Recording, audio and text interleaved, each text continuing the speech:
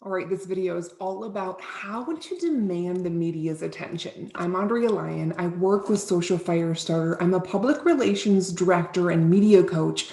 So, what does that mean? It means that I can help you get on the news and not only that, demand reporters' attention. How can I do that? How do I know how? Well, I am a longtime television reporter. I have reported all over the United States, most recently in Tampa, Florida. I still do freelance journalism, so I'm right there in the thick of it with other journalists. But here's how you can get your law firm in the news is by creating demand. How do you do this if you haven't been in the news before? One way is to have a good story, but the way to come up with demand is to only be available at a certain time. So, for instance, I was working with a lawyer the other day, and I have certain connections in certain cities.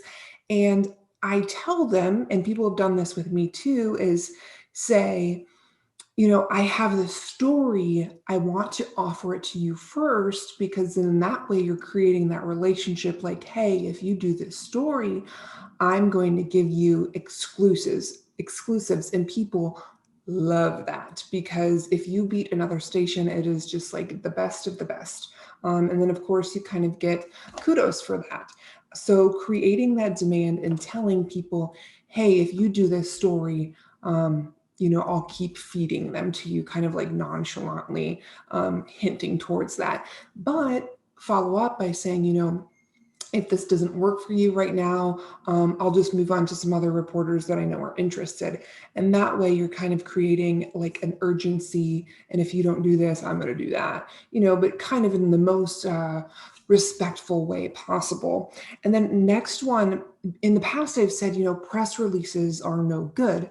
But on another hand, press conferences are still really great because I know at my last station that I worked at, if we got a press release about a press conference coming up, um, we pretty much were going to be there.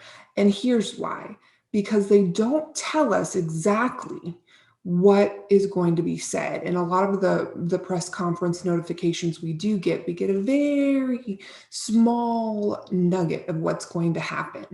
And then that gives them just enough curiosity to say, okay, might be interested in this. And if we're not, what happens if something is said huge and we're not there? And so it creates this urgency and this demand for having to be there just in case they miss out, because you never want to miss out on big news. And the last one is kind of piggybacking off of press conferences, but be vague. I think, sending all of the information at once to somebody, they can read it and decide right away if they want it or not. And that way you may not get responses from people. But if you're kind of vague and say, hey, I have a story for you, or hey, I see you cover this kind of news, text me or call me if you're interested in doing a story. Because then that way, they're kind of on the hook. They're not sure what you have, if it's good or not.